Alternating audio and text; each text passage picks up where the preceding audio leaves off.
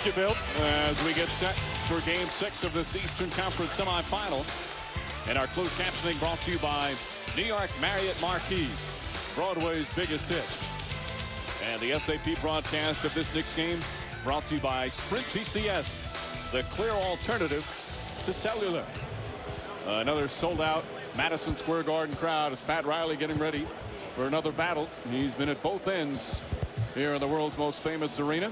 And the crowd, as usual, juiced up, Clyde. You can tell it's got that special feeling going into tonight as we're set for the starting lineup. So let's send it over to our public address announcer, Ruben Dumukes. The Miami Heat and your Eastern Conference champion, New York Knicks. The head coach of the Heat is Pat Riley. Now for the Heat starting lineup. At guard at 6'6" from Central Michigan, number 9, Dan Majerle. At guard at 6 feet from Texas El Paso, number 10, Tim Hardaway. At forward at 6'8" from Kentucky, number 24, Jamal Mashburn. At forward at 6'11" from Louisiana Tech, number 42, P.J. Brown. And at center at 6'10" from Georgetown, number 33, Alonzo Mourning. For your New York Knicks, the head coach is Jeff Van Gundy.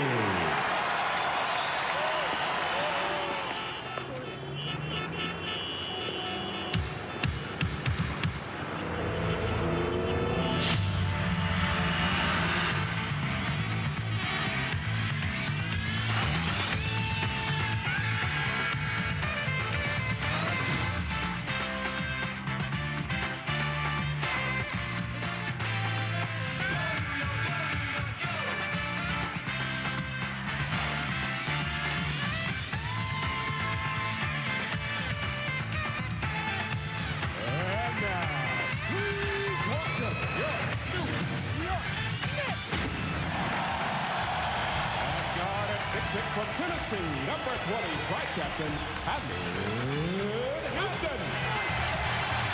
At guard at 6'2" from Florida State, number 21, Charlie Ward. At forward at 6'5" from Alabama, number 8, Latrell Sprewell. At forward at 6'7" from UNLV, number 2, tri-captain, Larry Johnson. And at center at 7 feet from Georgetown, number 33, tri-captain, Patrick Ewing. The crowd fired up here at the Garden as they are hoping the Knicks can force a Game 7, another deciding game in a series between these two rivals. All right, Clyde, for the Knicks to force that Game 7, what do they have to do tonight? What are the keys? The main thing is defense, folks. Their defense is their best offense, and they need to force turnovers so they can have an up-tempo game as they did in Game 4. The Heat were prone to turnovers, and the Knicks were able to capitalize in transition. Of course, denying the Heat second opportunities, boxing them out on the glass. And the disparity in the free throws. The Knicks have to get to the free throw line. Sprewell, Houston, Ewing, LJ must do more penetrating to get to the free throw line. And Knicks bench has to assert itself. They've been woeful in this series. They've been outplayed. And also the Knicks must exploit the absence of Mourning. In the previous game, Mourning was in foul woes with 7 minutes remaining in the fourth quarter. He was relegated to the bench with 5 fouls. The Knicks could not capitalize. Then he fouled out of the game with 2 minutes remaining. And again, the Knicks could not exploit the paint area, so they must exploit that absence when Mourning is out of the game. There's a different feeling when you take to the floor and you know a loss and you're done. The Knicks' all-time record in elimination games, you see, 3-1 against Miami. Last year, of course, they had the one game down to Miami and won it. In '98, they were down 2-1 in a best-of-5 series. One here at the Garden in Game 4, and then one in Miami in Game 5. So they have some experience. But, Clyde, what is the mindset knowing you're going out, and if you lose, your season is over? Well, you don't think of that, Mike. You don't think you're going to lose. I remember we lost in a 7-game series here to the Bullets one time. We were all mesmerized that we even lost and someone could beat us on our home court. So the Knicks are not looking back, as they usually say. They are looking ahead, and they've got to come out with some fire and desire tonight. Knicks during the playoffs, 3-1 here at Madison Square Garden. The Heat on the road during the playoffs. They're 2-1 thus far, including a victory in Game 3, the overtime win. And Patrick Ewing wins the opening tip. Mourning has won most of them. Well, the Knicks control to start us off here in Game 6. They're looking to get Ewing going right away. Ewing still without an assist in this series. He actually picked one up in Game 5. That was his only one. Ewing spinning inside, couple of fakes, puts it up, shot won't go. And Hardaway the rebound. The officials for tonight, Steve Javik, Joe Forte, and Donnie Madden. Chance of defense already. Mourning kicks it back out. See the Knicks swarming. Somebody's open. It's Marley. And it looked like Charlie Ward got a piece of that as the Knicks come the other way. This is the transition we alluded to. They need to get in transition. Sprewell pushing up quickly to draw the foul. There's none shooting. So the Knicks will have it along the side. Mashburn his first in Game 5. The Knicks were able to get out in transition. Their offense looked terrific in the opening quarter. It was after that they didn't get many fast break points. Good screen by LJ. Now the mismatch. Sprewell has Brown on him. Charlie Ward trying to take Hardaway off the dribble. Can't finish. Mourning the rebound. Good harassment by Zoe right there in his face. Mashburn shooting so well, over 50% from three-point range in this series and averaging 20 points a game. Mashburn has the mismatch with Ward. Now they're looking to exploit it. Mashburn, good defense from Ward. Mashburn hits a tough shot, but Ward was draped on him. Ward only 6'2", no problem for the 6'8" Mashburn. That time they had 15-footer along the baseline. Mashburn has had 3 good games in Miami, but did not play as well here on the road. Sprewell the runner. Ewing on the foul. Ewing the beneficiary because Spree broke down the defense, and that drew Mourning. Mourning always harassing penetrators, so Ewing with the easy dunk. And now Ewing overzealous with his foul against Mourning on the low post.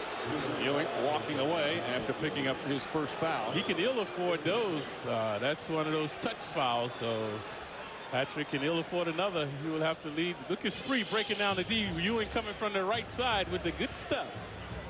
Mourning had to come help out, and that's why Ewing wide open. Ward finding Mourning. And Brown misfires. And a loose ball foul called on Alonzo Mourning. Foolish foul by Zoe. You mentioned he fouled out of the previous game. Because of folly like that, he got his 5th foul trying to steal the ball from a couple of Knicks players. So Zoe now with his first foul, the Knicks have it in their backcourt. Second team foul against the Heat. This time Ewing is on the perimeter trying to keep Zoe out of the paint area to let LJ go one-on-one. Again, the Knicks love to operate the offense through Johnson in the low post. Ward fires up the 3. It's good. Charlie Ward rattles it in. And the Knicks with a 5-2 lead. Ward looking for a little deja vu. The previous home game he ran amok with a career-high 20 points. Charlie Ward averaging 12.5 points a game in the series. That is 20-point game here at the Garden. That in Game 4. Mashburn again on a mismatch. This time can't connect. And the Knicks that time, all 3 underneath, boxing out. Also good swarming defense by the Knicks getting back. Sprewell gets inside. And quickly, a 7-2 lead. Typical start by the Knicks. Always auspicious beginnings, but dismal innings for the Knicks. So they better keep going. Mourning on the spin move. Nice from Alonzo Mourning. And that ends a 7-0 run. Acrobatic move by the 6'10" Zoe along the baseline. That silenced the crowd right away. Houston runs off a Johnson screen and a foul on Marley. And just like we saw in Game 5, the officials, at least early on, are calling it extremely tight. The players must adjust. The Heat now 3 team fouls. Of course, you get 5. You're in the penalty, so Ward will inbound. Watch Marley. This is similar to what Ewing did, just a little touch foul, but the officials calling it tight early on. The key is because Marley plays so up close on Houston. As soon as he makes a move, there's contact. Houston, one dribble. Shot won't go. And P.J. Brown, the rebound. Brown has had a terrific series on the boards as he's averaged 11 per game. Had 12 the previous game, did Brown. Mourning falling away. Rebound, Brown again puts it back up, misses from point. Houston the rebound. Brown can't believe at 6'11" he missed that shot. Should have dunked it. Houston fires. Allan Houston with his first field goal. And 4 of the 5 starters have scored. The Knicks a 5-point lead. And now inside is Mourning on LJ. They're looking to get it inside the zone. Brown kicks it back out. Marley hits the 3. That's the vulnerability, folks, of the double team that the Knicks are doing now. When you do that and they have prudent ball movement, they have uncontested shooters. That time, Marley. 9-7. The Knicks with a 2-point advantage. We've played nearly 4 minutes. Ball deflected by Majerle. A lazy pass from Houston, and the Knicks their first turnover. Hardaway's moving and grooving tonight. Nice agility by him early on. And Hardaway a three. That won't go. Fight for the board. Sprewell knocks it out of bounds. Now they give it to the Knicks. They say last touch by P.J. Brown. Riley not happy with the call. Yeah, good effort by Spree to keep it away from Brown, so Ward will bring it up. Thing about, again, Majerle, you saw that deflection. He does not take a single possession off, Clyde. He plays the same with the same intensity every single possession. This man 35 years of age now. Johnson against Brown. Brown is smothered LJ. Johnson, the spin move, flips it up there. Shot doesn't go. That time you saw Mourning, though, coming to harass him. The rebound fell to the opposite side where Ewing was. Now Ewing back, so posting up Johnson. Johnson overzealous, charged with the foul. On the entry pass, Larry Johnson picks up his first, and the Knicks their second team foul. So smart play that time by Hardaway, pushing it up quickly. He saw the mismatch. So there's Van Gundy. So far, so good. He's looking relaxed. The Heat looking relaxed again. They know they have won here before. There's no intimidation from Miami playing here at the Garden. You got the feeling that was the case when the Toronto Raptors were playing, at least for the younger players. Hardaway spinning, nice move, kicks it back out. Majerle has to put it up with a shot clock winding down, and it puts it in. Because Ward left his feet. Ward should have stayed on the floor. Majerle duped him and then drained the three-pointers. So now the Knicks want to talk. So Jeff Van Gundy has seen Majerle hit a pair of threes. Last time that happened, it was the end of Game 5. Right now, the Knicks trailing by 1 in Game 6. Dan Majerle is a three-time All-Star in the league. His All-Star days behind him, but he's still a terrific two-way player now in his 12th year in the NBA. Every single season he's been in the league, and he's made it to the playoffs, and that's not a coincidence. And he's made some big plays, including this three, his second one of the first quarter. So the Knicks with the swarm in D.C. Ward leaving his feet. That was a mistake. So Dan able to beat the clock. And this was Game 5, the one from about 29 feet away. Majerle with unbelievable range. Also unbelievable confidence. He's exuding that confidence now. Early on, the first 3 games was not an offensive force, but the last 2 he's found his offensive touch. So Thunder Dan is back. This is 4th year with the Heat. Several years ago, he thought about retirement. That's how bad his back was, but he's done a lot of rehab on it and playing healthy and playing just terrific basketball here in the postseason. And at the right time when the Heat really needed it. So Houston still hasn't figured out how to score on him yet. Ewing backing in against Mourning. Patrick Ewing gets the roll.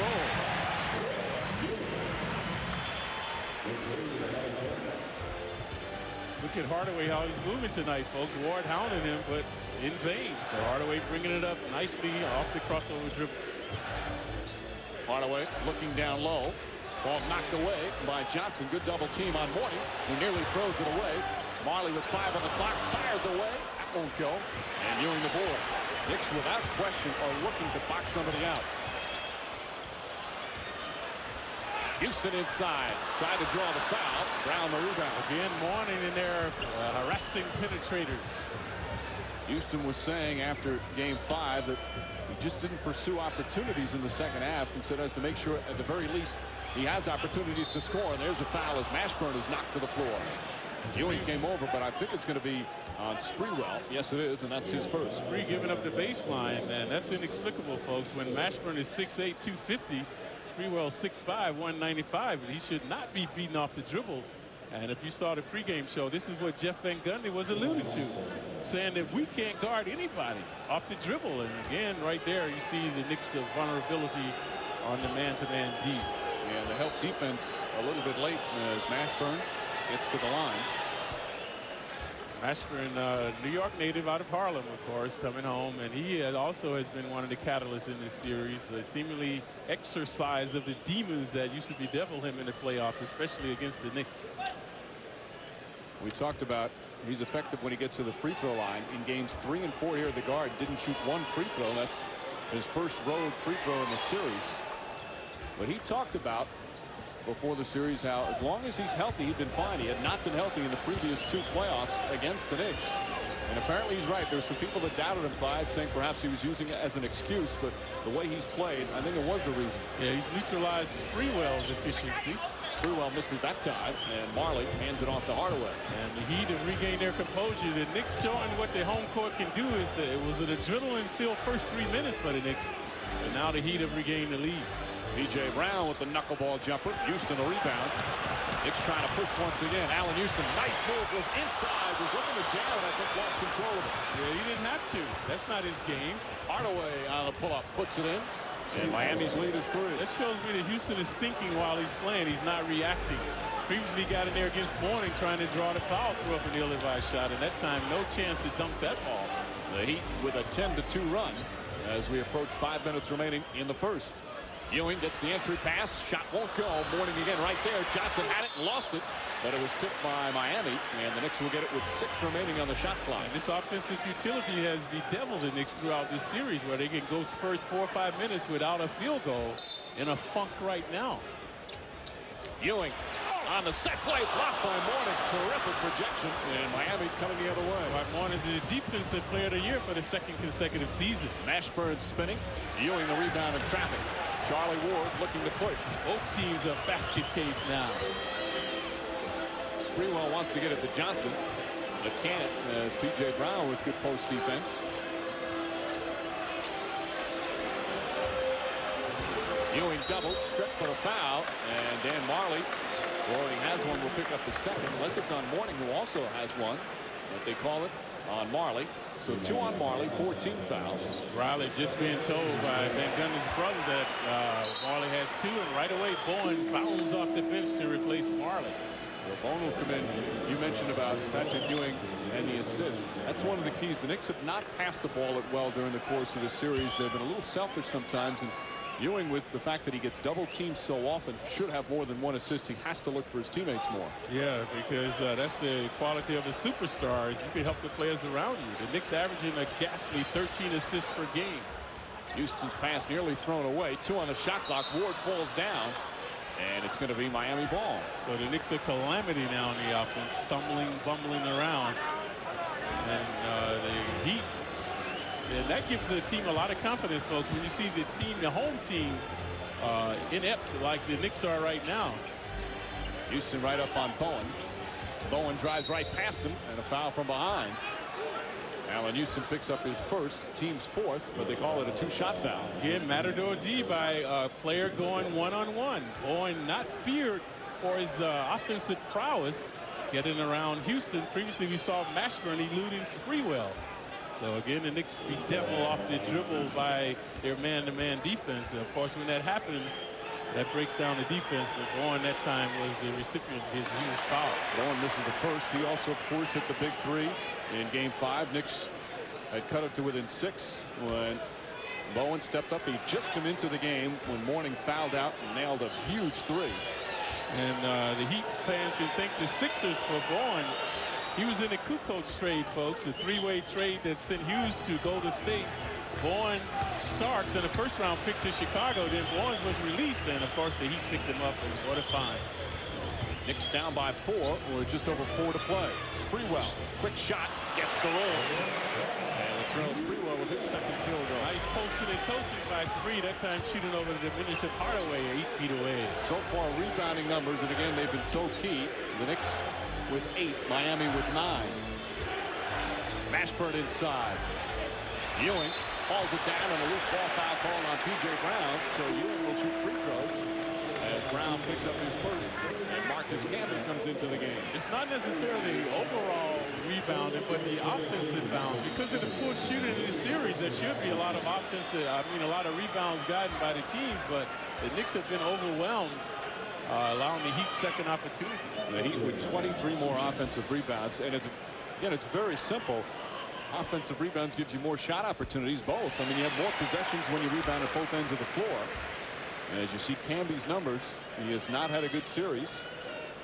Comatose the previous game was Marcus Camby, more fouls than anything else, so he has to assert himself tonight. But Camby also hurt, folks, by this slow down pace. Camby is a guy that thrives in transition, blocking shots, filling the lane, getting dunks. Has not been able to have that type of enthusiastic game against the Heat. You know, he did not have a great series last year against Miami in the first round. Camby really didn't heat up in the playoffs until the Atlanta series and then the big one against Indiana. But he's averaging more rebounds a game this year in the series against Miami than last season. But has not been an impact player like he was last year. He seemed to make his plays last year always at crunch time. Now he's on Brown. Brown 6'11". So is Camby. Ewing 1 of 2 from the line, so the Knicks within 1. Bowen left open for 3. Bruce Bowen's shot won't go. Brown tips it, and Camby the rebound. Camby not getting the body on Brown. I mean, you could be a great jumper, but in this league, you still have to box out. And Charles Oakley proved that. Positioning is everything. Charlie Ward off the mark. Camby the offensive board. Ewing picks up the loose ball. Ewing trying to exploit Brown. Brown pushing. Ewing out to Ward. Ward does not shoot well off the dribble. Sprewell for 3. Hardaway picks it up. Crowd oohing and ahhing quite a bit early here in the first. Yeah, they're under pressure in this crowd. And Tim Hardaway calls timeout. So Pat Riley will talk it over. Just under 3 minutes remaining here in the first. The Knicks only shooting 33%. They're down by 1. 2:49 remaining, first quarter. Here at Madison Square Garden, game 6 of the Eastern Conference Semifinals. Knicks trailing by 1. The defense again has been a big story as both teams shooting in the low 30 percentile. Rebounding is even right now at 11-11. That's been a big difference, Clyde, as the Knicks have been able to do that early. And we look at our American Express Eastern Conference brackets. The Pacers advance to the conference finals once again as Indiana beating Philadelphia down in Philly tonight, 106-90. And a lot of people thought there'd be a game 7 there. Some even thought Philly.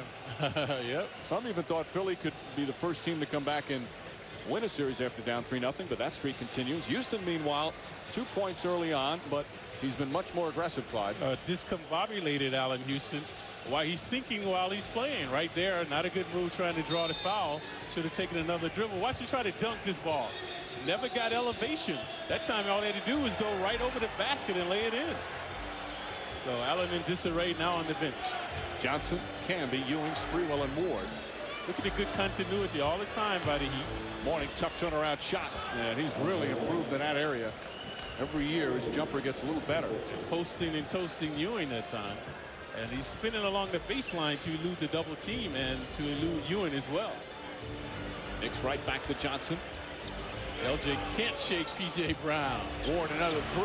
That's off once again. You see Ward aim that shot, folks, at the last minute, and now followed by Camby as the Knicks are in the penalty. And here's where Camby's had some problems in this series, picking up fouls, even after it's clear that the opponent has the rebound. Like in that case, Camby still kind of reaches in. That's where he's picked up a lot of poor fouls.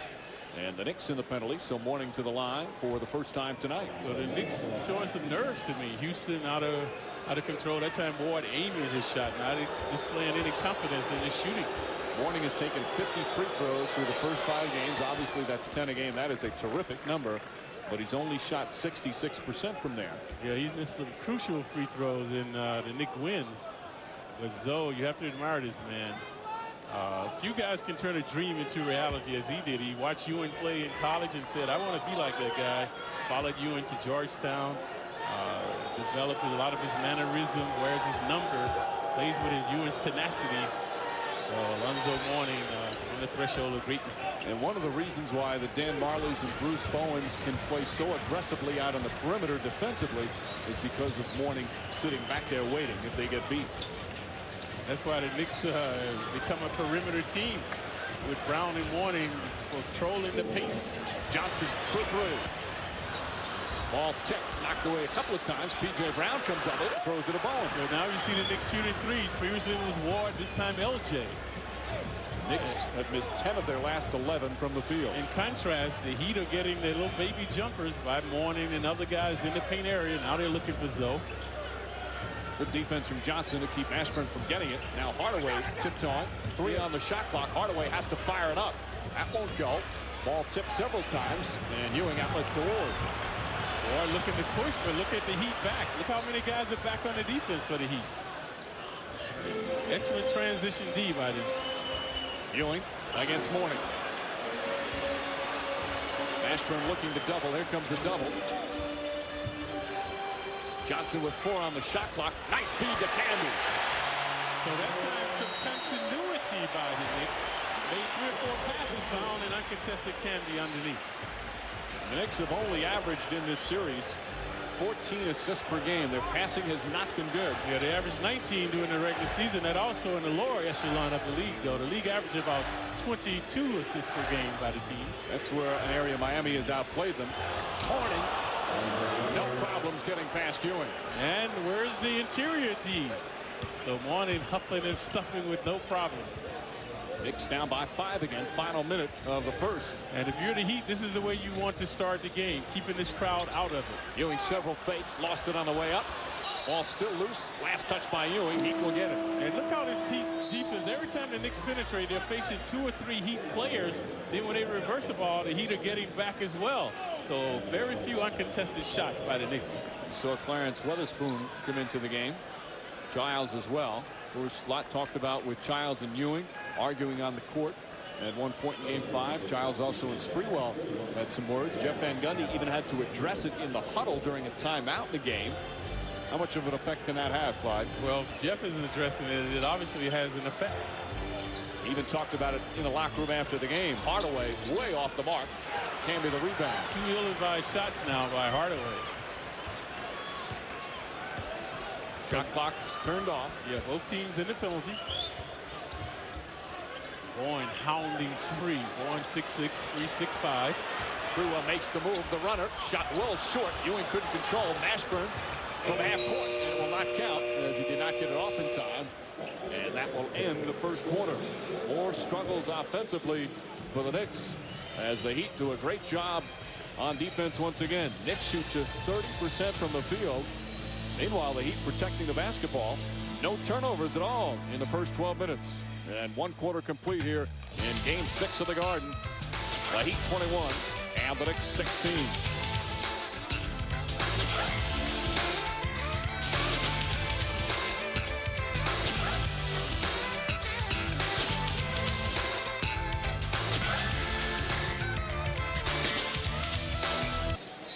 Second quarter set to begin. Madison Square Garden. The Knicks off to a quick start, though. Struggle down the stretch, trailing by 5. And this again was in game 5. Chris Childs on the right side trying to get Patrick Ewing to set a screen. Ewing, as you see, coming up calling for the ball. Childs wants him to set a screen, then goes by. Ewing was not happy with it and expressed later as the two talked about it and had some words. And again, that was earlier a disagreement Childs had with Sprewell. The players all saying it's behind him, but Jeff Van Gundy certainly didn't feel that way. I mentioned that with a veteran team, it should not be a problem. It should be forgotten now. And the big picture, of course, is winning and moving on, trying to win the championship. Camby with the rebound. The Knicks steal a calamity on the offense, folks. Too many threes and ill-advised shots off the dribble penetration. Sprewell inside, kicks it out to Childs. Takes the 3. Childs back up top to Ewing. Good ball movement this time, but look at the rotation from the Heat. Ewing gets it inside, falling away, puts it in. That time I thought the Knicks were overpassing the ball, but Ewing coming up with a jumper along that baseline. Well, the Knicks, one way you can see they've taken 5 3-pointers and 2 free throws. It's not good when you're taking more threes than free throws. Exactly. That's why there's the disparity in the free throw attempts by both teams. The Heat have been able to get in the paint. Weatherspoon not even close. And it's clear the Knicks are doing a better job boxing out. Right now they lead the Heat rebounding-wise by 2. Ewing has 8 of them. The Knicks are lacking leadership now. Someone has to step up and take charge. Johnson over Mashburn. Ewing, the offensive board, puts it back in. Yeah, resounding pounding by Ewing. Zone that time did not put a body on him. So Ewing able to exploit him. Ewing 9 points and 9 rebounds already. And we're just 90 seconds into the second. Just like that, the Knicks with some momentum. There's an errant pass by the Heat. But they say the Knicks tipped it, so the Heat will have it underneath. Houston will come back in. This will be Look at Zoe. Look at Zoe. He's looking at the ball. Never found Ewing. So Patrick there with a good rebound and a hoop. That was his 4th offensive rebound as Johnson will sit down. And that's an aberration for Ewing. Normally not a good offensive rebounder. Carter in the game, drives inside, high over Ewing. Sprewell the board. So Ewing energized, harassing Carter. Childs makes his move past Mourning. Back to Ewing. Deflected by Weatherspoon, and Childs brings it back out to gather himself. Give it to Ewing. He has some adrenaline going now. Ewing backs in against Mourning, and a foul on Mourning. That's his second. And he'll have to take a seat right away. Ryder looks down his bench to bring in Thorpe. So Patrick Ewing off to a terrific start. Gets Mourning with his second foul as the Knicks are within one. Just over 2 minutes gone by in the second. Knicks trailing the Heat by 1. We're just down by 5, but they've come out with a little more vigor, especially on the offensive end in terms of passing and looking to get some offensive rebounds, Clyde. Yeah, watch this suffocating D by the Heat. Everywhere the Knicks look, there are 2 Heat on them. Sprewell got it into Ewing. Ewing able to drain the jumper. That gave the Knicks some momentum, as well as Patrick Ewing. So watch this play, folks. See Zoe right in there on the left side of the screen. Watch Alonzo Mourning when the shot goes up. He's watching the ball. Never knew where Ewing was. So Ewing able to get the rebound and the easy hoop. So the first thing you do when a shot is taken, you got to find a guy in the paint, get a body on him. And of course, that's what the Knicks have been doing. That's why they've been woeful on the defensive glass. Dan Ewing, 4 of his offensive rebounds, or 4 of his rebounds offensive. Knicks have 5 offensive rebounds and already have more second chance points in this game than they did the entire game 5. And only lead by 1 point. And now a ill-advised foul by Thorpe. And I've been alluding to the fact that, folks, the Knicks have not exploited when Mourning was out of the game. Now Mourning on the bench, 2 fouls. Majerle has been on the bench as well. And this illuminates the good bench play by the Heat players, and that they don't necessarily lose a lot when their key players leave the game. Before the series, most felt the Knicks had the advantage in the bench. That has not been the case. Ewing drives, misses, an easy one, and Weatherspoon quick outlet to Carter. Carter finding Bowen. Bowen from 3. Thorpe tips it, but so does Ewing. Ewing very active on the boards. That's why they should feature Ewing now. Get all you can out of him. Childs, the 3-pointer won't go. Camby wanted to grab it, but took his hands away. Carter wheeling and dealing, and he charges over Child. No foul call. Weatherspoon hits the jumper. Spoon has been a Knick nemesis, so Camby has done a good job on him in the previous games, but that time he was uncontested. Childs bringing it up. And then slowing down as Carter recovers. Knicks down by 3. Nearly 3 minutes gone by in the second. Uncanny resiliency by the Heat players. Houston has Carter on him. There's the double team. Childs, a long 3-pointer. Camby tips it. Ball knocked out of his hands, and it's still Knick ball. Camby's been more active himself here in the early going. 2 many threes by the Knicks. Childs, Spree, Ward, all looking for the downtown shot. And Childs is a couple of feet behind the line. Certain players don't have that kind of range, and you can almost see Childs change the form of his shot. It was so far out. Johnson inside, misses again. Knicks have missed some layups. Johnson rips it down, lost it, and trying to find it, loses it again. Ashburn picks it up. Knicks look like they're playing on ice out there. And their ineptitude on layups. Ewing missed one previously. Weatherspoon down low, and he's fouled hard by Thomas. See, that's the difference in the game right now. The Heat able to get into the paint, to get some easy shots, plus they're getting uncontested shots. Previously, Spoon was uncontested, drill a 2-pointer, now posted inside to draw the foul. And then you have the Knicks coming down, putting up those 3-pointers. See right there, Spoon, 6'7", asserting himself against the 6'9" Thomas. Weatherspoon had a good game in Miami the other night in game 5, 6.6 boards. He averaged 7 points and 4 boards against the Knicks in the regular season, and continues to bedevil them in this series. The Heat lead just like that, back up to 5. And again, this is noteworthy. Majerle and Mourning and Hardaway sitting on the bench. Check that, a 4-point lead obviously of 24-20. Houston just 1 of 4 to start. Bowen on him. Houston shot won't go. Carter the rebound. So watch the poise, the continuity, the teamwork by the Heat now. And as you see, the score is 25, so I wasn't seeing things, Clyde. And another whistle away from the ball. Larry Johnson picking up his second. Knicks getting a little frustrated now. Van Gundy's shuffling guys in and out, trying to find harmony with his team, but has had little success. There you see the starters of the Heat resting on the bench, and the Heat continue to prosper. Mashburn, the only starter out there right now for the Heat. For the Knicks, Houston and Sprewell, the only starters. Sprewell up on Mashburn. Mashburn, very physical, beautiful move from Mashburn. And the lead is up to 7, the largest of the game for Miami. Amazing grace by the 6'8" Mashburn. Gyrating off the dribble to the hoop. No one contested his shot. And Jeff Van Gundy wants timeout as the Knicks struggling once again, shooting 29% from the field. The Heat have scored 6 straight. See, Sprewell is up close. Look at Camby. Right there, Camby, a belated attempt. So a splendid move by Mashburn. And I salute parents who talk to their kids about drinking. We all make a difference. And I want to remind you again about Madison Square Garden's Solid Ground program, paving the way for New York's children. Now you have the chance to own a piece of the garden, a permanent paving stone inscribed with your own personalized message that will line the entrance to the garden. Proceeds from the Solid Ground program benefit the Cheering for Children Foundation, helping to put children on solid ground. For more information, please call at 212-465-6073. Speaking of solid ground, for the Knicks to get on solid ground, they need some defense. The Heat have no turnovers in the game thus far, and they've been able to keep the Knicks sequestered in this half-court game, and the Knicks have been inept on the offense and a very porous defense as well. No turnovers in 16 minutes. Sprewell tied up. Kurt Thomas comes up. Thomas makes a move on Thorpe. Blocked by Bowen. Every time the Knicks penetrate, 2 guys converge on them. Again, sometimes it seems the way Miami rotates their defense, it's almost like they have 6 players on the floor.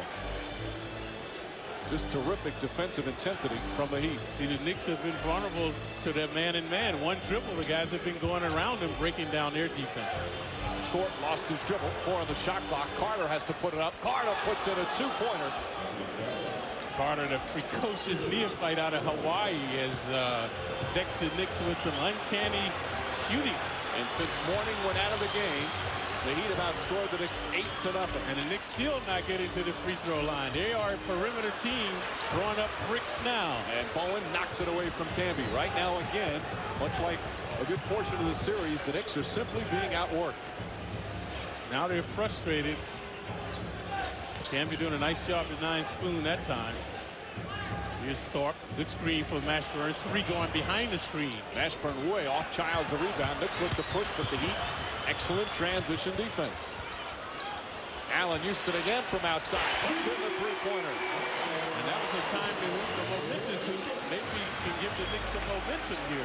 Knicks hadn't scored in 4 minutes and had missed their last 7 shots from the field. But as we always say, the paradox about the Knicks, their defense is their best offense. They have to up the defense. And a foul on Houston, who picks up his 2nd and the Knicks' 3rd team foul as he was battling Mashburn across the lane. The Knicks just not a cohesive team on the D.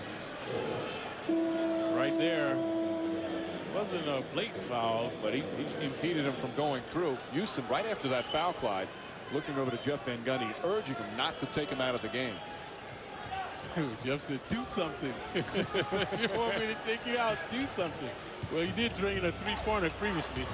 Now Zoe's back creating havoc inside. Kurt Thomas gets hit with a technical foul.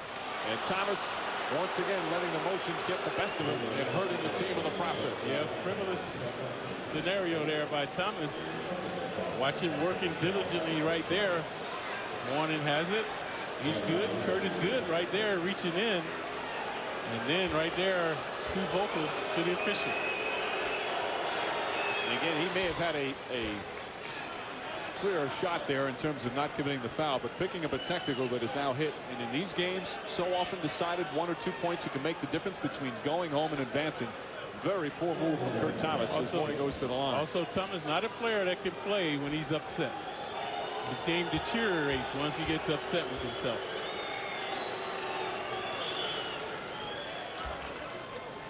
Morning hits the first free throw. So the Knicks folks some ghastly shooting right now, 29%, because everything primarily is from the perimeter. Warren left the game. The Knicks never did they attempt a free throw. I don't think they attempted a free throw, as they never looked to go get into the paint without their chief shot blocker in the game. And they outscored the Knicks without warning 8-3 in that over 3-minute stretch. Now Marley is back as well. Marley had the 2 fouls. Houston inside. Allan Houston with an aggressive move. That time Houston was not thinking as he was wheeling and dealing to the hoop.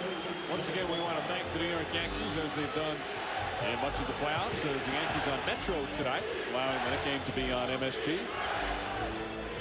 Knicks down by 7. Carter wheeling along the baseline. Good steal. Thomas with the help defense forcing the turnover, and that's the Heat's first of the game. Canby. Look how they get back to their man. No one is open for the Knicks. Houston fires it up. Majerle the rebound. Yeah, Carter all over him.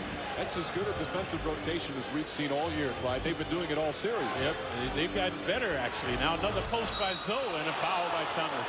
Thomas with the foul from behind, and Kurt Thomas has picked up 3 fouls in 4 minutes. And early on, we paid homage to Thomas. He was doing a marvelous job on Zoe, denying him the ball.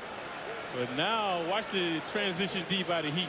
Knicks have the numbers. Watch how they get back. 2 men there. Watch him get back. And the left side of the screen, watch Carter come out to harass Houston just as he releases the ball. So the Knicks not getting any uncontested shots. Being able to rotate so quickly and cover after double teams again, it's all about effort. Exactly. Thomas will sit down. Kurt Thomas right now is struggling confidence-wise as the Knicks call a 20-second timeout. He has not played a lot in this series. He's frustrated by that. He's annoyed. He feels he should be playing more. And he's letting the emotion get the best of him right now and not playing his game. As we've said all along, Clyde, Kurt Thomas is a very underrated player. He's been such an important part of the Knicks' success over the last 2 years. But it appears that his lack of minutes in this series is letting it affect him. Yep. So let's take a look at how Thomas is getting in trouble here. He likes to front Mourning, but you can't front a guy when he's high on the post. See right there, he's fronting him. Mourning is 15 feet away. So there's no one in the back to protect him. And there's a lot of room to throw that pass in. Precisely. So he can't afford to front Mourning on this particular play. Right there, he's fronting. A lot of room to lob the ball inside, and that's how Kurt Thomas is getting in trouble there. The lob pass is a difficult pass to throw unless you have that extra room that Mourning has there. Right, and he has 14 feet in order to manipulate in. So the Heat have been able to make this play work for Zoe as he goes to the line again. Oh, that's short. Almost missed the front rim. But Mourning himself, he's taken 6 free throws, and the Knicks have only taken 2. Overall, the Heat with the 13 free throw attempts. And an illegal defense whistle against Miami. The Knicks have thought their D has been illegal the entire game. They cannot get any uncontested shots. Their first throw warning. Saw Weatherspoon on the bench. He's had a heat pad behind him. He's been bothered a little bit by something. Spree splits the defenders. Mourning with the deflection. Houston dives on it. So does Majerle. Majerle comes up with the ball. Mourning goes right at Canby and draws the foul. Crowd wanted to travel. If Canby does not reach in, he gets the traveling charge. But when he reached in, he bailed Zoe out. Mourning was getting ready to run over Canby. So Sprewell in disarray.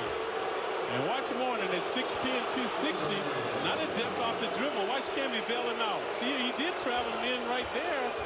It looked like that was a good call, that he should have been charged with a traveling violation. Mourning knocks down another free throw. 12 points now for Mourning. And while we have a moment, let's send it to Al Trautwig.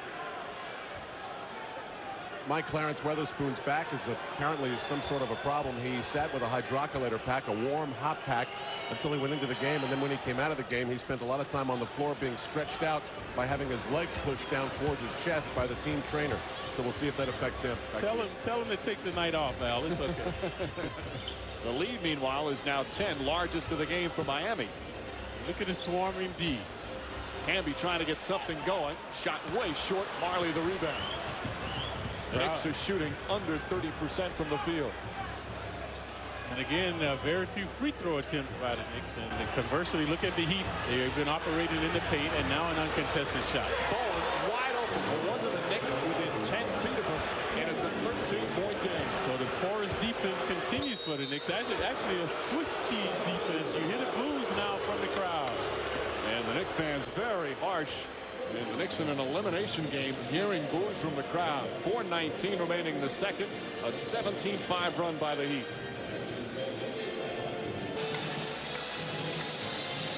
Pat Riley's had to use a couple of timeouts already here in the third. He's been relatively calm during this one as the Knicks have pulled within 6. He had to call a 20-second timeout just a short time ago, and he was a little angrier. Seemed to be getting on Dan Majerle a little bit as Allan Houston has erupted to start the third. Very provocative play by Houston, igniting the Knicks and this crowd. But folks, you can get runs, but you must get the lead. The Knicks are still down by 6 points. Right, so they have to get the lead in order to put the pressure on the Heat. It's not enough to get close. Ward trying to put some pressure on Hardaway. What a roller coaster for the Knicks fans here in Game 6.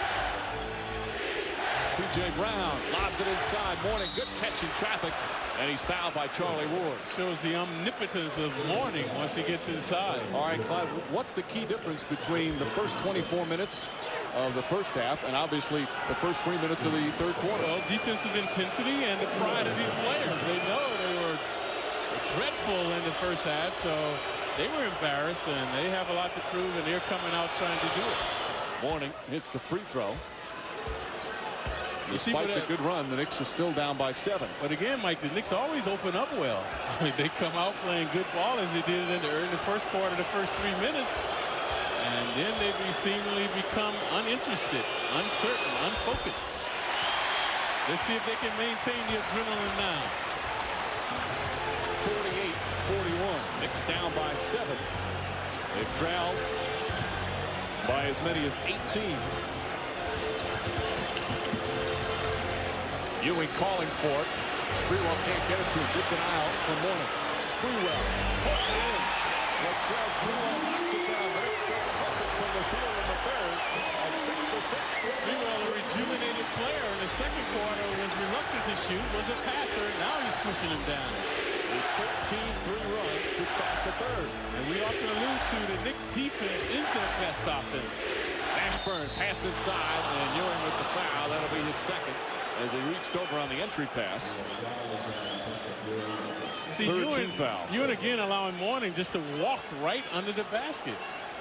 Zoe 5 feet away, he has to look to front him. Houston chasing Marley. P.J. Brown trying to get free. Brown has not looked for a shot that much. Hardaway gets inside, kicks it out. Mashburn for an open three. Won't go. Sprewell another rebound. Sprewell's got 6 boards. Now he's looking for more. Puts it up. Shot won't go. Ewing tried to tip it, but knocked out of his hands by P.J. Brown. That was an adrenaline shot by Spree. He was feeling it coming down. That's what he likes to do in transition, shoot off the dribble. And that's the Knicks' first miss from the field here in the third quarter. Hardaway's elusive right now. They got to keep him out of the paint. Marley gets it over to Hardaway. Hardaway on the penetration, back out. Marley fakes the three, drives, back to Mourning. Mourning on a short jumper. And he beat the clock. Only 2 seconds on the shot clock. Zoe able to get it down. Mourning said one of the reasons he worked so hard to improve his jumpers, he was tired of getting beat up down low. And his jumper, the 12-footer, pretty much automatic. And a foul called against Miami. P.J. Brown down low, his post defense on Johnson. P.J. has incarcerated L.J. in this series. That's his 4th foul. L.J. will be happy to see him leave the game as Boone will check in for the foul-prone Brown. So L.J. now might be a factor on the low post against Weatherspoon. Although Weatherspoon has played well. P.J. Brown just 0 for 3 from the field, hasn't scored, 5 rebounds, and now the 4 fouls. P.J. Brown, an intangible player, though. What he does, he doesn't manifest himself on the books. Houston looks up at the shot clock, spinning against Mashburn, and a foul on Mashburn. Second foul on Mashburn, and for the Heat, just their second team foul. Knicks will inbound. And Allan Houston, what a metamorphosis for him. So the first half, imprudent shot selection, wasn't squaring up to the hoop. Now invigorated. Sprewell leans in over Mourning. Shot won't go. Ewing mistimed his jump. And Hardaway brings it up for Miami. Spree now has missed 2 shots in the paint area. Knicks down by 7. Mourning against Johnson, the former Hornet teammates. Houston the double team. Marley's open downtown. And a foul on Larry Johnson as Mourning tried to get rid of it. Johnson picks up his 3rd. The Knicks now with 4 team fouls. Why is LJ on Mourning? Ewing has 2 fouls. Perhaps Jeff Van Gundy doesn't want to see him get in any foul trouble. And now Ewing is back on Zoe. Ewing's having a monster game on the boards. 14 rebounds. Oh, that's an errant pass by Hardaway. There's Mashburn off the dribble. Back up top. Hardaway for 3. Won't go. Mashburn the offensive rebound. Knicks looking, Mashburn coming right between Spree and Ward to get the bound. And Hardaway calls out the offense. You see the Heat in the 1-4, folks. They're curling along the baseline, and that's why Mourning is open. Mourning gets it deep again, falling away. Ewing got a piece of it, and Mourning screaming at Steve Javi. He felt he was fouled. Knicks have the numbers. Nice feed inside to Johnson, stripped by Witherspoon, but a foul. And Larry Johnson will shoot 2 free throws. Mourning complaining in the backcourt, so the Knicks were rushing up. They had a 5-on-4 scenario, and a good look by the Knicks to find LJ underneath. Javi talking with Mourning. Ward looking to find LJ. Ewing was open in there as well. LJ duping to get to the line. Would not have been able to do that on P.J. Brown. Brown would have stayed on his feet, and at 6'11", a more formidable defender for the Heat against LJ. Mourning, you see, being calm. This is where he's matured quite a bit. He doesn't yell as much as Johnson hits the first free throw. Hardaway will take his seat. He's been putting up bricks, so Carter will check in. Carter back in the game. Knicks, meanwhile, have scored 14 points already here in the third quarter. It's taken them 6 minutes. They scored 14 the entire second quarter and just 16 the entire first, so a big difference offensively as Johnson hits a pair. Larry Johnson now 4 points. And watch the Heat offense, folks. They've been going to a 1-4 with guys coming along the baseline, but this time the traditional pro set 2-3 offense. Majerle fights over the screen. This time Mourning a little further out. Holding it. Majerle back left wide open for 3, and a shot is good. He had to take it. He didn't want to, but hey, man, no one is on him. Compelled to put it up and able to get it down. Jeff Van Gundy annoyed. It was hard to tell on that rotation whether it was Sprewell or Houston who failed to come out, but no one went near him. Breakdowns defensively, much like happened at the end of Game 5. Ewing too far away now. The double team can get to him. He should give it up.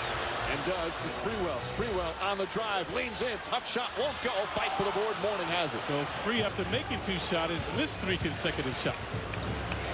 The Knicks down by 8 as we approach 5 minutes remaining in the third. This is why you must get the lead and not trail, because the Heat have regained their composure now. Carter along the baseline, kicks it back out, and a 3-second violation as Mourning was just camped in there. And that's only the 4th Miami turnover. Let's take a look at what happened. See Houston? He left Majerle. Houston's the culprit. He should get back now. See? Where's he going? He went to the wrong guy. Well, he thought Sprewell was going to rotate over. Yep, miscommunication cost him. Majerle the recipient. Johnson steps back, fakes the 3, finds Ewing. Ewing fumbles the pass. Now gets double teamed. Sprewell not looking for a shot now. Charlie Ward's 3-pointer is long and Mourning the rebound. Knicks all of a sudden, after hot shooting to start the third, have cooled off a bit. That has been a scenario for them. They are very erratic or dramatic. Carter on the penetration, back to Mourning. Ward's guarding him. Mourning back to Majerle. Shot clock down to 7.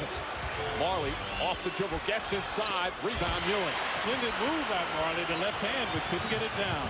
Ewing with his 15th board. Houston drives underneath. Nice feed to Johnson, and Johnson banks it in. Creativity by Houston. Diagonally to the paint. LJ hooping off the glass. Knicks trail by 6 with under 4 to play here in the third. They've been here before, have the Knicks. And Pat Riley wants another timeout. Not happy with what he sees defensively after a superb first 2 quarters. And here in Game 6, the Knicks trail by 6. Anheuser-Busch salutes parents who talk to their kids about drinking. We all make a difference. The Knicks have made a difference here in the third quarter, cutting a 15-point halftime deficit down to 6 with just under 4 to play in the third. Yeah, Allan Houston again, a very provocative play by Houston, dishing and swishing. So he's been creating havoc off the dribble as well, getting dribble penetration and creating for his teammates. And Larry Johnson, scoreless in the first half, has come alive. There, he scored on Brown. Brown on the bench now. LJ starting to percolate, thriving in the paint area. Good creativity by Houston that time. And Knicks doing a better job of passing the ball.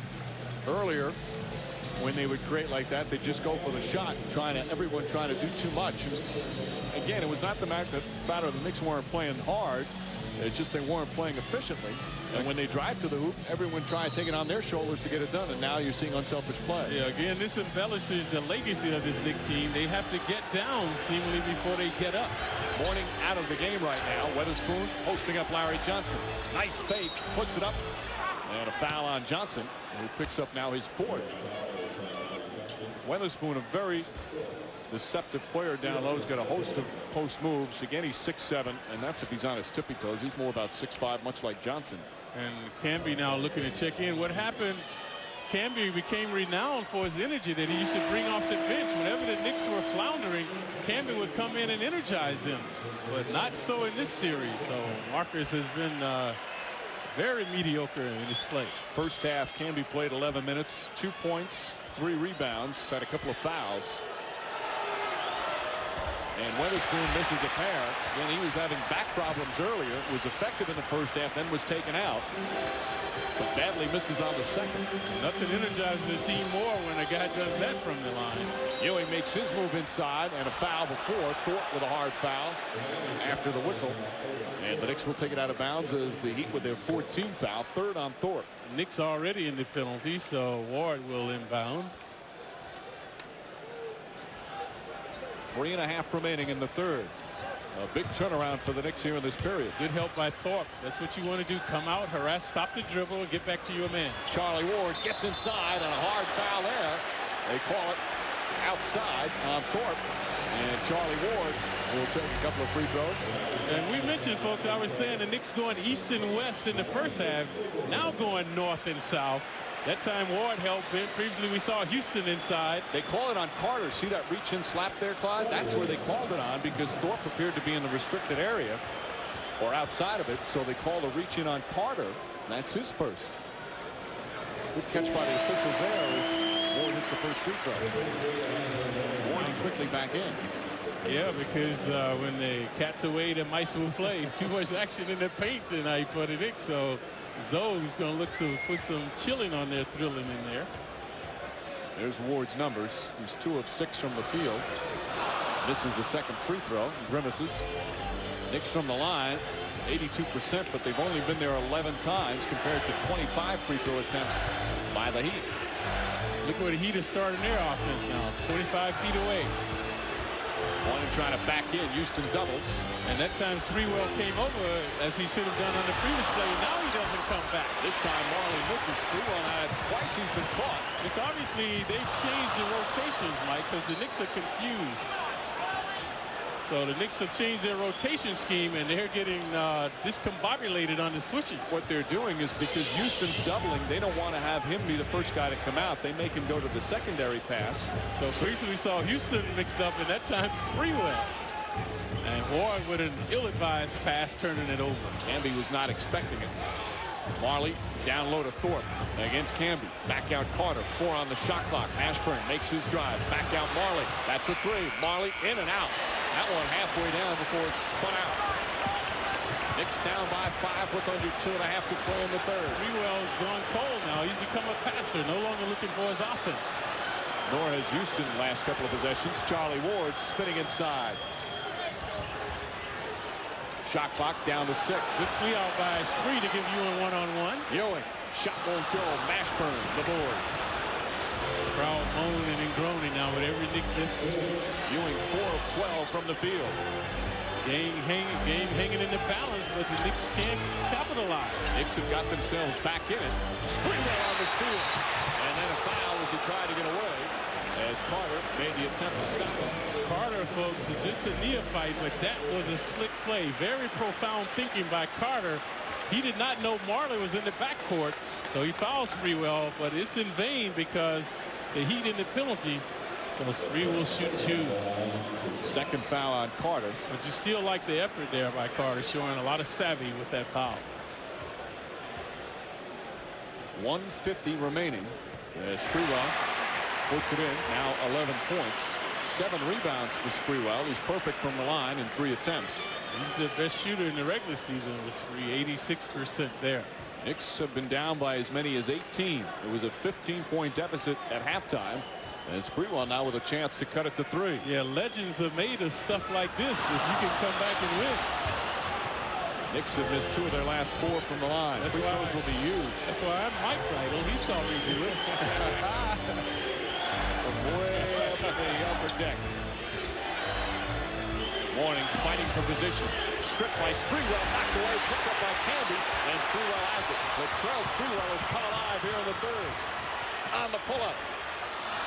Tipped by Canby, won't go, and Mourning the rebound. And erratic shooting continues for Sprewell. After making 3 straight, he's missed about 4 consecutive shots. He's now 4 of 12 from the field. He's upset with himself, and now Mashburn toasts him inside. Mashburn off the glass. See, Sprewell was fronting him too high on the perimeter. Mashburn doing the prudent thing, go back door. And the Heat just end a 4-minute scoreless drought, yet they're still up by 6. And the Knicks without a block shot in this game. Not harassing penetrators. Screen by Canby, but Spree wants the baseline. Good job by Mashburn denying him. Shot clock at 4. Sprewell's going to have to put it up. Puts it in. Latrell Sprewell nails the jumper. And again, the Knicks cut it to 4. Persistence and fortitude by Spree. He needed that one to regain some confidence. Ward with the steal, but Carter denied him. Minute remaining in the 3rd.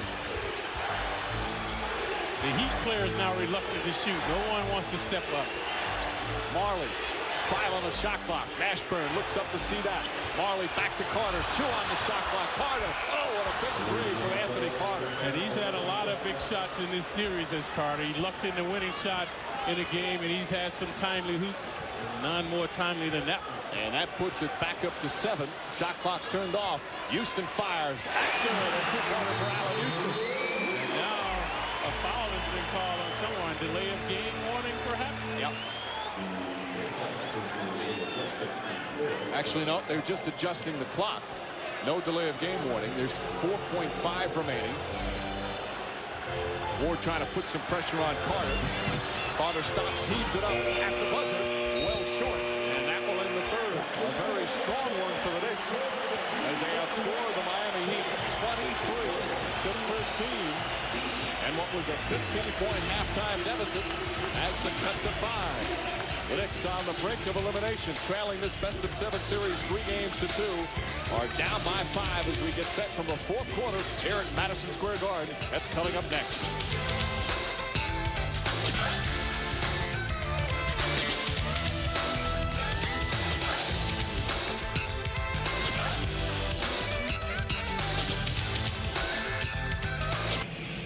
Knicks down 5, trying to force another flight to Miami. They certainly hope that one, if it happens, will be much less eventful than the one 2 nights ago.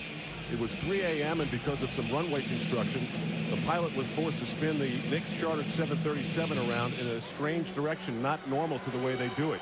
The jet blast hit Jeff Van Gundy's car, flipping it over 3 other cars that belong to members of the Knicks entourage. The car is an absolute mess. Now, limousine driver Stephen Maxwell was an eyewitness and recounted a few minutes ago what he saw. The plane was coming into its turn, and I was jokingly telling a friend that was sitting in the car with me that watch the way that the jet propulsion shakes the car. And it shook the car, and she was like, oh, wow. So then it got back to the coach's car. And when it shook the coach's car, it shook it so violently that you could tell it was about to take off because the jet had pulled directly in front of it, on the side of it. And sure enough, it took off. It took flight and flipped twice and hit Allan Houston's Mercedes. And that was pretty much it. Of course, Nick video assistant Matt Harpering was usually standing next to Jeff Van Gundy's car to deliver the tapes. Does it all the time for 4 years, in fact. For some reason, 2 nights ago, he decided to just drop the tapes off by Jeff's car. Smart decision. Back to you, Mike Breen. Thank you very much, Al. Matt, one of those, works in the video room with Jim Sand. Guys work so hard. And Jimmy Celebrity. Fortunate there as Carter puts up the jumper. Anthony Carter hits another big shot, a 2-pointer in the lead up to 7. Carter bedeviling the Knicks now with his offensive prowess. And that's why they have not, well, he has mitigated the loss of Hardaway or Hardaway's inefficiency at times. Camby gets inside and passes it off. Ward tries to keep it alive and does, but they call a loose ball foul, and that's a good call. Ward going over the back. Camby reluctant to shoot. Normally, Camby looking to dunk the ball once he gets in the paint area, but obviously not himself this series. So Charlie Ward is third foul, second team foul. And look at the bench points, 22-2. Camby with just 2 points. That has been a scenario throughout this series for the Heat. Although the only two bench players besides Camby, Childs and Thomas only played 4 minutes. Jeff Van Gundy has gone with the starters most of the way. Mourning steps back, misses. Houston the rebound. Dreadful shooting by Zoe. Nice pass to Childs, inside, blocked by Mourning. Crowd wanted to go to him, but that was a clean rejection. He timed it perfectly. Childs not leaping that highly to shoot the ball. And Charlie Ward quickly picks up his 4th foul. And the Knicks, as a team, now with their 3rd team foul. Ward, like LJ, just imprudent fouls. Watch the timing by Zoe. Right there, Childs commits himself too far away. Needed to take a couple of more dribbles to get to the hoop. Or he had Ewing on the left side. See, Patrick Ewing was on the left side, but Childs had committed himself. And Zoe, of course, the best in the business at blocking shots. Knicks down 7, 90 seconds gone by here in the 4th. Mourning battling. It's good position against Ewing. Runs across the lane. And a foul is going to be called on Childs. We have the second. Let's send it now up to the MSG Sports Desk and Bill Daughtry. Thanks, Mike Breen. The Yankees made it 4 in a row against the Indians in Cleveland tonight. Ricky Leday with a big home run and an 11-7 Yankee victory. Yankees continue their domination at Jacobs Field. Thank you, Bill. As Mashburn kicks it inside. Thorpe can't handle a pass, a turnover. But folks, playing catch-up is debilitating and frustrating, and the Knicks are right there now with their fouls. So the Heat have no team fouls. They can continue to be aggressive on the D. Childs looking for Houston. Marley all over him. There's a double team. And a foul called against Miami. It's just their first team foul. And it's going to go against Alonzo Mourning, who picks up his 3rd. And we'll have a timeout on the floor. Just over 2 minutes gone by in the 4th. Knicks trying to stay alive, but they're down 7.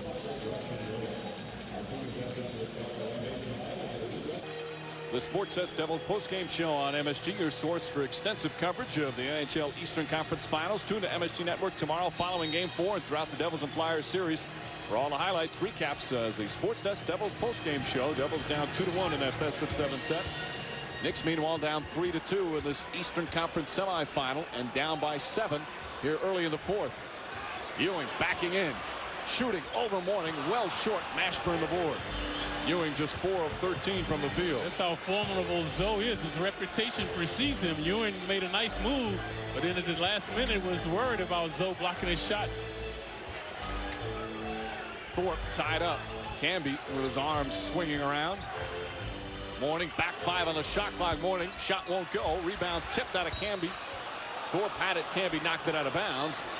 And a new 24 for Miami. Tumultuous 3rd and 4th quarter for Zoe. Some ghastly shooting by him. Thorpe will sit. Nope. B.J. Brown says stay in there. Mourning's going to get a breather. Yeah, he needs to. He's putting up some poor shots. He actually hurting the team. 18 points, 9 rebounds for Mourning. And he has prodigious numbers, but to me, Zoe hasn't played that well overall since the first game. Carter. Knicks can't foul, folks. 1 away from the penalty. Mashburn looking to post. Johnson goes to double. Thorpe deep in the post against Camby. Shooting over him. Shot won't go. Rebound, Larry Johnson. Knicks have yet to score here in the 4th, and we're past the 3-minute mark. And that has been their downfall in this series. 4th quarter futility. The Heat have outscored the Knicks in each 4th quarter in this series. Especially Sprewell. They scored very few points in the 4th. Back to that. He gets the Knicks on the board. 3 minutes and 15 seconds into the period. In the previous game, Spree only had 2 in the 4th. He was the Knicks' leading scorer, but right there he saw good aggression along the baseline. Chance of defense once again. But the Heat always poised and patient. Majerle kicks it out. Good touch pass from Carter, and Mashburn misses the three. Childs the rebound. Everybody going to the boards now for the Knicks. Houston traveled. It wasn't called. Houston knocked out of his hands, and it's still Knick ball with 14 on the shot clock. So you see the defensive effort there by Majerle. First of all, forcing Houston behind the three-point arc, 24 feet away, and then denying him along the sideline. Bowen back in, as is Mourning.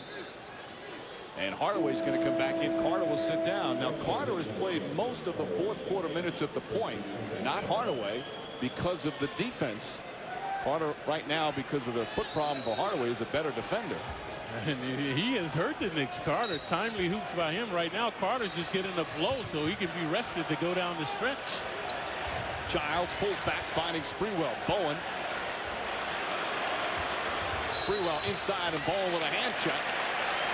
And for the Heat, their second team foul, first on Bowen. You see the defense by the Heat, folks. Bowen not letting Sprewell go baseline, forcing him into the paint where the help is.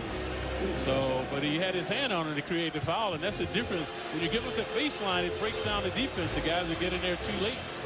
Sprewell fighting through the screen. Again, Spree might want the baseline. Bowen is going to try to force him in the paint. Steps back, shot is up, won't go. Rebound Hardaway. Not a good shot by Spree.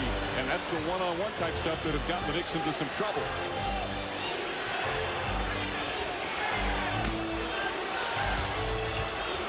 Mourning, back out Bowen. Bowen, an open three, won't go. This time Houston leading the charge the other way. Ball fake, drives inside on a blocking foul called on Bowen. And Allan Houston a little shaken up on the play. See Houston limping away. Second foul on Bowen. Watch how the Knicks can't rebound, folks. Watch Houston. Right there, he was surprised that the ball even came to him. He wasn't even set to come up with the rebound. He was just standing there. Then the ball carried to him. He got it, and then in transition did a nice. Watch how he's just standing there. Or couldn't really see him, but he was just standing around the free throw line waiting, rather than getting in position and see if anybody's behind him so he can block out. It looked like he may have stepped on Carter, but that's just a matter of, again, wanting it, going after it. And being set to get a rebound, you know, being able to go left or right. Like if that ball had bounced the other way, he wouldn't have come up with it. Houston does have 5 rebounds and misses the free throw. Houston from the free throw line in this series has been superb. In fact, that's only his second miss. He's now 20 of 22. Yep, steps right on Bowen's foot. And that's a frequent occurrence in the league. When guys turn their ankles, usually that is why they're stepping on someone else's foot. Knicks down by 4. A victory, and they force a game 7. A loss, and the season is over. Hardaway finding Brown. Back up Majerle. Mourning deep against Larry Johnson. And Johnson was hurt, but he's going to be called for the foul. Mourning and Johnson really going at it. Mourning like a man possessed out there. No love lost between these two guys, former teammates. Remember the altercation they had a few years ago going at it. So this back in '98. Yeah, this time Zoe winning this battle. He's 8 of 10 from the line tonight. Excellent free throw shooting for Alonzo Mourning. Ewing will come back in the game as Johnson will sit down with 5 fouls, and Jeff Van Gundy wants to talk it over. So 7:14 remaining here in game 6. Fourth quarter at the Garden. The Knicks down 5. Mourning with another free throw. Just over 7 minutes remaining here in the fourth. Knicks down by 5.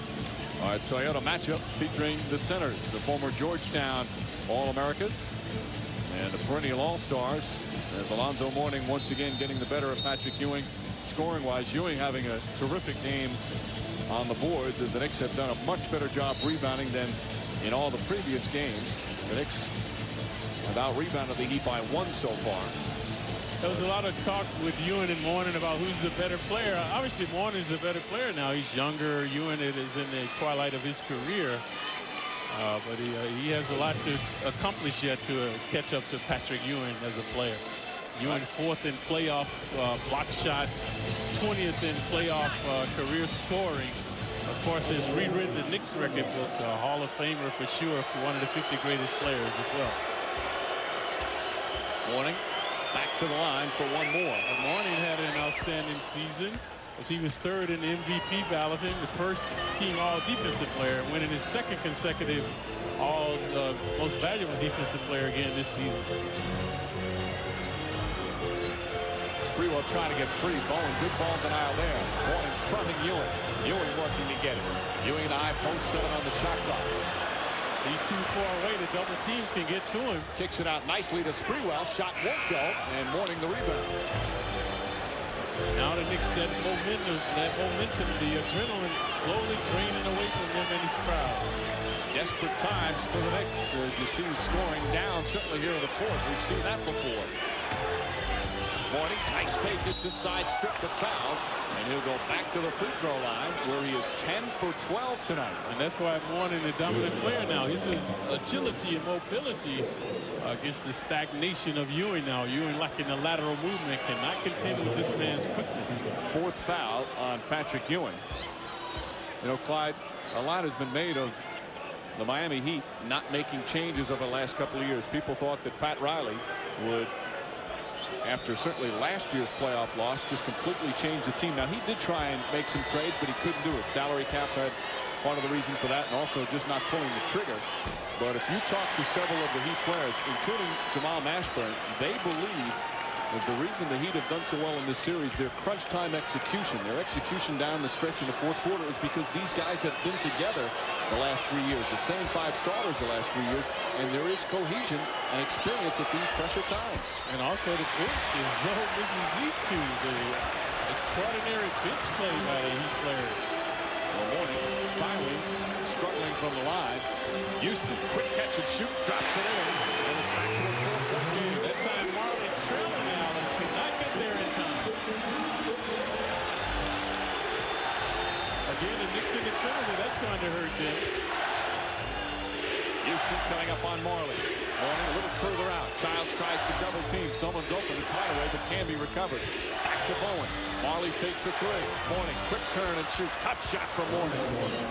So after missing 2 big free throws, he comes back with a little 13-foot jumper to redeem himself. We're just past the midway point here in the fourth. Houston running into Brown. Look like Brown will be the culprit. And P.J. Brown picks up his 5th. And for the Miami Heat, it's their 14th foul, so the Knicks will inbound. 5:46 remaining in the fourth. Knicks down by 6. They've trailed by as many as 18. We're down by 15 at halftime, but had a strong third quarter to get them back in it. But still can't get this lead, though. The Heat will not relinquish the lead. Houston wants it. Hardaway's guarding him. Childs gets inside, kicks it out. Ewing squares up. Not even close, off the side of the rim. And Marley the rebound. Knicks a little tight now. Previous free rolls along that same baseline. He misfired. Ewing had a great look, but you can see as soon as it left his hands, it was not going to go in. Hardaway profiling courage is Tim Hardaway, literally playing on one leg. Mourning from way outside. Shot no good. Rolls off the rim. That's the shot you want Joe to take. You want him closer to the basket. Crowd getting anxious. Mourning fronting Ewing again. Childs on a penetration. Gets inside. Puts it in. Shot to Childs. And it's back to 4. The Miami Heat. Defiant Chris Childs. Previously when in there he found Ewing the baseline. This time Childs will not be denied with the finger roll. His first field goal. Set to get into the game, but now Jeff Van Gundy has pulled them back after that play. Mourning double team. Hardaway finding Marley. Bowen. Good recovery from Childs. Bowen inside. Shot. It's good. Tough shot. As the Knicks defended it well, but Bowen put in the rainbow. Gymnastic acrobatics by the 6'7" Bowen that time, swishing it through. Under 4.5 remaining. The Heat are answering every Knick charge. Childs fakes the 3. Sprewell calling for it. Camby, touch pass to Ewing. Ewing inside. Banko. Camby on the follow. So Camby in a quantum leap that time, flushing it down. Marcus Camby with his single field goal, and finally the bench coming through. But the Knicks are still down 4. Under 4 minutes to play. Yeah, this is where you want Zoe using his quickness against Ewing. Or taking a shorter shots. Hardaway to Marley. Marley fakes the 3. 3 on the shot clock. The runner short. Camby the rebound. Yeah. Here come the Knicks as Van Gundy running up the floor with Childs. They won Houston. Majerle all up on Houston like he's been all series. Childs fakes the three. Sprewell on the drive. Finding Ewing. 8 on the shot clock. Sprewell back to Ewing. Ewing wide open. Puts it in. It's a 2-point game with 3:19 to play. Patrick Ewing, remember folks, he was along the baseline previously uncontested, a little tight. So this time Ewing switching it through, but good creativity by Sprewell to find Ewing 15 feet away. 3:19 remaining, fourth quarter of Game 6 of the Eastern Conference Semifinals. Knicks facing elimination, down 3 games to 2. Now cut it to 2. The fourth quarter has been all Miami. They outscored the Knicks in every fourth quarter through the first 5 games. But so far, that is not the case in this fourth quarter. See, turnovers have hurt the Knicks in previous fourth quarters. But right now, the Knicks outscoring the Heat 11-8 here in this fourth quarter. And have just 1 turnover in the period. Yeah, marauding Knick defense and a very cohesive offense now. Childs swooping to the hoop. And that was a big play. Then Marcus Camby almost knocked Ewing over with that pass. Camby solid throughout the game, flushing that one down. Sprewell creating off the dribble. Ewing previously had missed an uncontested shot, but would not be denied this time. 13 points, 17 boards for Ewing. The Knicks bench has been quiet almost the entire game, but Childs and Camby making big plays right now. Carter back in the game. He left the game with over 8 minutes remaining. He's well rested to go down the stretch. This is the closest the Knicks have been in the second half. Mashburn, Sprewell shuts him off. Mashburn back out. Majerle up top to Carter. Carter, that's a 2-pointer. Anthony Carter again answers with a big jumper. Every time that man has come up with the big shot. 13 points for Carter, and the Knicks down 4 again. What a huge shot from the rookie. This guy is seemingly oblivious to the pressure as Carter. Houston, Majerle all over. Houston gets him in and knocks him down. Houston uses elbows that time to get Majerle off of him. Dan stepped back, giving Allan the step that he needed. 19 for Houston. Knicks down 2 and 2.5 to play. Knicks need a stop here, obviously. Morning, backs in, back out. Mashburn over to Majerle. Carter again with the jumper. It's good. Anthony Carter once again. Frustrating the Knicks is Anthony Carter. And he's been uncontested again. The Knicks with the swarming defense. The Heat methodically moving it around, finding Carter. 2 consecutive hoops by him. They're all-stars on the bench. Their rookie, though, with 6 of his 15 here in the fourth quarter. And Jeff Van Gundy upset with the defense as the Knicks down by 4 again. Remember, Carter trashed Ward. Ward had his best game of his career in the playoff. Carter was saying that it was garbage time. So now Van Gundy berating his team. Knicks with 2 minutes and 18 seconds remaining. Certainly in this game, perhaps in their season. Carter again mitigating the loss of the inefficiency of Hardaway. He just checked in the game, folks.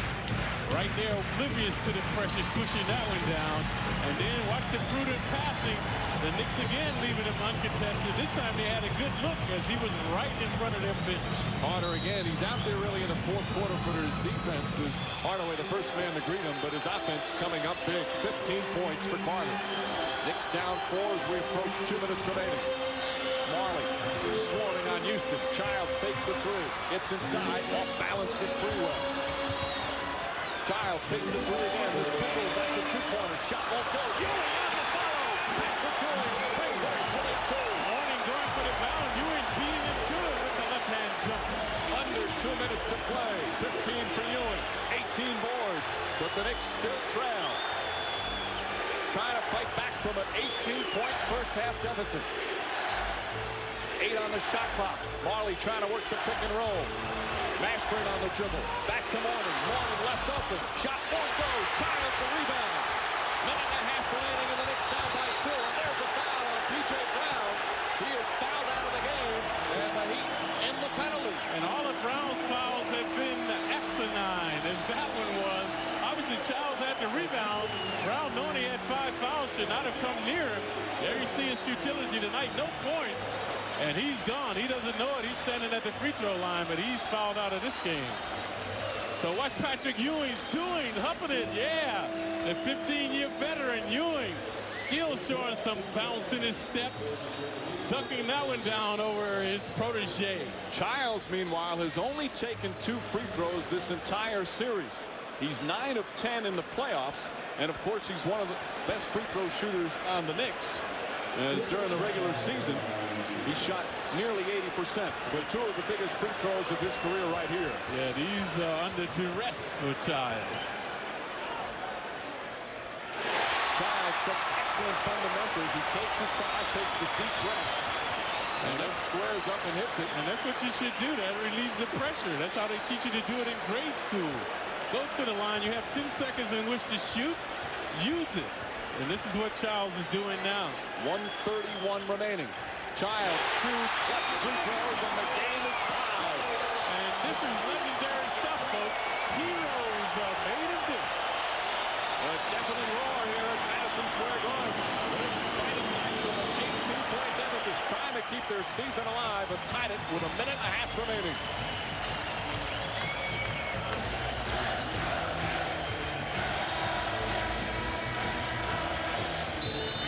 Minute-and-a-half remaining here with the fourth. Knicks down 15 at halftime, have tied the game at 70. Has watched his play with Patrick Ewing and Alonzo Mourning. Again, Mourning didn't put a body on Ewing, so Ewing coming from behind zone. Right there, they funnel it in. And Chris Childs with the rebound. Watch him scout over Patrick. And P.J. Brown showing the volley right there, stepping on Childs. Brown is gone. Childs calmly goes to the line and drains 2 to tie this game. That foul Brown out. 2 clutch free throws from Childs has tied it up. Chance of defense here at the sold-out Garden. They don't want Mourning this time. Normally they would be going to Mourning. Carter with another jumper. Anthony Carter off the mark. Sprewell the rebound. Knicks with a chance to take the lead for the first time since early in the opening quarter. Half the crowd on their feet. Childs trying to pick and roll. Sprewell now posting up Carter. There's the double team. Childs right back to Sprewell. 7 on the shot clock. Sprewell just holding. Now makes the drive. Inside to Camby. Camby shot blocked by Mourning and picked up by Mashburn. Final minute.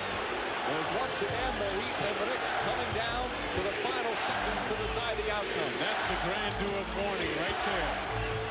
Majerle to Bowen. Now Mourning's going to try to finish the Knicks out. Ewing the steal. Patrick Ewing knocks it away. Here come the Knicks. Childs nearly got away with a push off there as Houston holds it.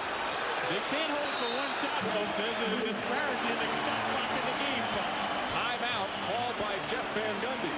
There's 23.6 seconds remaining in the game. 17 seconds on the shot clock. Knicks have the ball, and it's all tied up. It's all even with 23.6 seconds remaining. And the Knicks will have the ball. There's a 6.6 second differential between the shot and game clock. Knicks down with just 1 timeout remaining. The Heat have 2. Both teams are in the penalty. Our MCS Cannon game summary. And one that has seen the Knicks trying to fight off elimination, down by 18 early, down by 15 at halftime. They've come alive in the second half.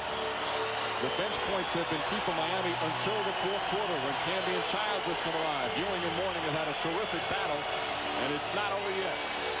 Yep. Houston, Childs, Sprewell, Camby, and Ewing come out for the Knicks. It's been a valiant effort by the Knicks, but they're too old for moral victories. They need a win to keep them going. Game 6 coming down to the final seconds. I'd like to see Houston take this. He's been hot. Majerle right up on Houston, and a foul on Majerle. And Houston will shoot 2 free throws with 17.6 seconds remaining. Yeah, good execution. Ewing coming out with the high screen. So Houston had the alternative of going left, fake left. Watch him. He's going to fake left by the screen of Ewing, and then going right over Majerle. Majerle too close to him. And not a lot of contact there by Dan. But right there, he saw him with his hand on his waist. And Houston hits a clutch free throw, and the Knicks have the lead with 17.6 remaining. See, Majerle's mistake, he should have taken away the baseline. Ewing said in the high screen, should have forced Houston along the high screen. He had help on that side, but not along the baseline. Houston hits it again. Knicks have hit clutch free throws, and the Heat call timeout. The Knicks back on top by 2 with 17.6 seconds remaining. Trying to keep their season alive. Timeout as the Knicks receive a standing ovation. 17.6 seconds remaining. Knicks lead by 2. Miami will have the ball. The Heat still with 1 timeout left. Same as the Knicks. Both teams in the penalty. So fouls will go to the free throw line. Dan Majerle, again, not a hard contact foul, but because Allan Houston made the aggressive play, he drew some contact. And the officials who called it tighter the last 2 games blew the whistle. Again, there you see the timeout situation. Now, if you're Miami, Clyde, do you try and three-pointer and win the game in the series, or do you just go for 2? Yeah, but if I'm the Knicks right now, I don't foul and I don't give them an opportunity to make a 3-point shot. Because with a 2-pointer, you're still in the game. So you can ill afford to allow them to have an uncontested shooter and maybe make a 3-pointer to beat you. The Knicks trying to force a game 7, hoping to keep their season alive. They've answered the challenge here in the second half, overcoming an 18-point deficit with great defense and the crowd on its feet. It'll be Anthony Carter, Mashburn, Majerle, Hardaway, and Mourning out there for the Heat. Ewing, Canby, Sprewell, Houston, and Childs. Carter is in and not Hardaway. Actually, Hardaway out there as well. Mashburn bringing it up. Carter, 7 seconds remaining. Down low to Mourning. Mourning double team, gets away, back up to Carter. It's a 3-pointer. No good. And the Knicks force game 7. I'm stunned. The word man has no words to say after that victory by the Knicks. And the Knicks and Heat, the series will go the distance for the 4th straight year. Game 7 coming up Sunday in Miami. But actually, folks, this illuminates their home court advantage. The Knicks 33-8 during the regular season, a very formidable home court team, and that helped propel them to this victory tonight, as well as their pride. Dreadful, woeful in the first half, and they were hurt, and they came out right away in the 3rd quarter. Houston, one of the heroes, Childs, Ewing, splendid throughout this game. So a resounding victory by the Knicks. The Knicks with the biggest playoff comeback in their history in terms of a halftime deficit.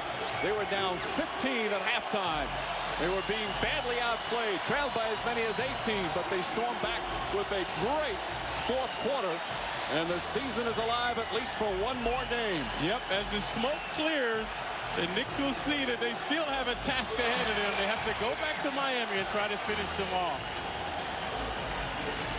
And once again, these 2 teams in this playoff rivalry can't win back-to-back games. That's 11 straight where no one has won consecutive games. Knicks made history last year, though, beating the 1st seed, the 8th seed beating the 1st seed, so they will look to repeat again, make some more NBA history. Let's take a look at the last possession once again.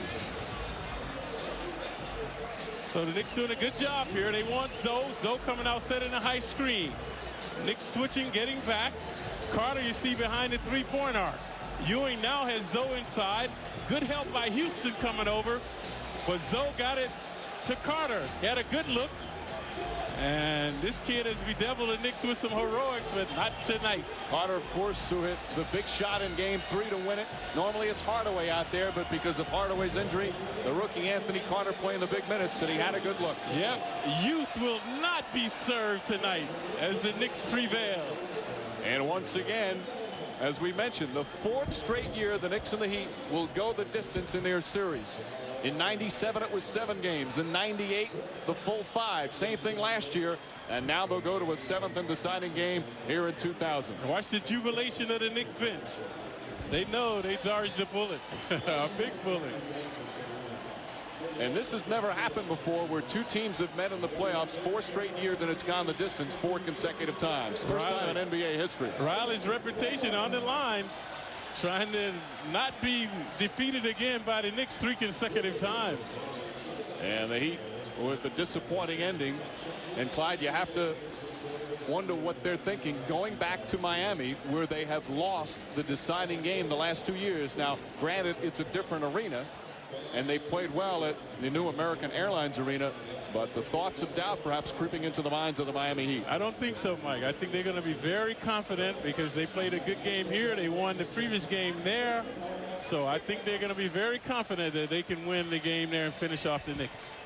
And of course, we'll have the post game coming up tonight and also on Sunday after Game 7. Final score in Game 6. The Knicks keep their season alive. They defeat the Heat 72-70. The Eastern Conference Semifinal all tied up at 3 games apiece. More to come.